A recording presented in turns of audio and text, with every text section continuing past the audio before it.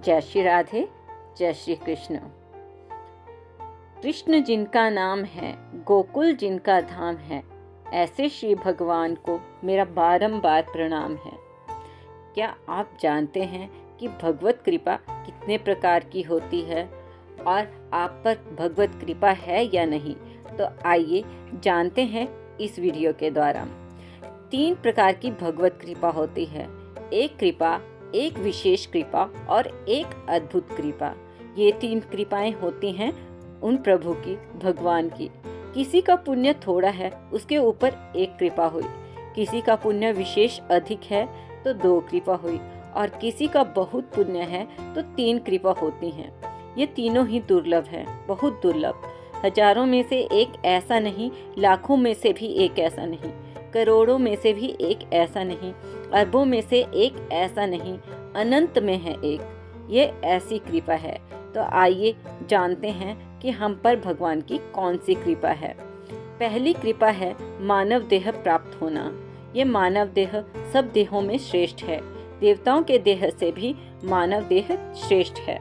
और दूसरी कृपा है महापुरुष का मिलना। ये विशेष कृपा है। जिसको भगवत प्राप्ति हो गई हो और जो भगवत प्राप्ति का सही मार्ग जानता हो, हमको बता सके, ऐसा वास्तविक महापुरुष अगर आपको किसी को भी मिल गया तो यह 2 नंबर की कृपा हुई।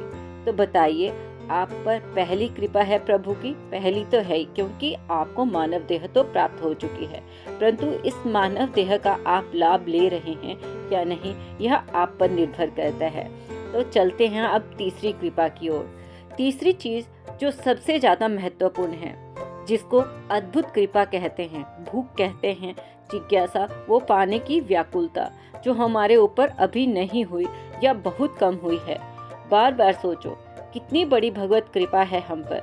अगर मृत्यु के 1 सेकंड पहले ही आपको यह बोध हो गया कि मैं कितना सौभाग्यशाली हूँ, कितनी भगवत कृपाएं मुझ पर हुई हैं। देव दुर्लभ मानव देह अनंत जीवों में से किसी किसी भाग्यशाली को ही मिलता है।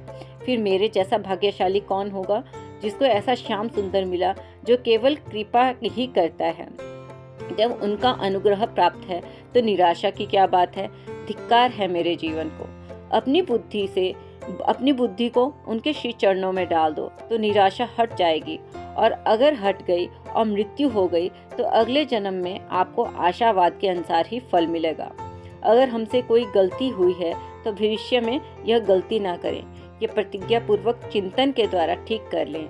महापुरुष का पाया हुआ प्यार, दुलार, दर्शन, स्पर्श आदि जो भी मिलता है, उसको अगर कोई जीव उसका मूल्य आंके तो फिर कुछ करना ही नहीं है उसको, वो चिंतन ही प्राप्त है।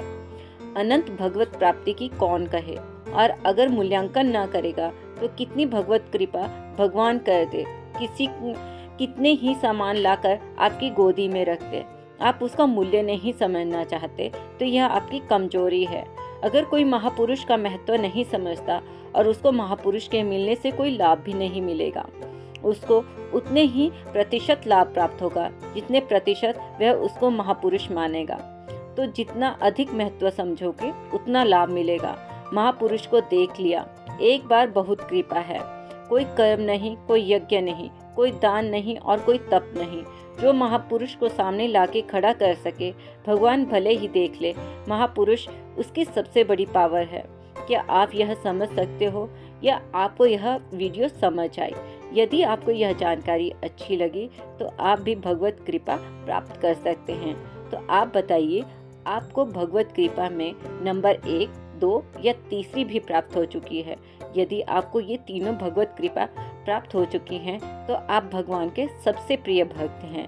तो बोलिए बांके बिहारी लाल की जय, और कमेंट में राधे राधे अवश्य लिखें।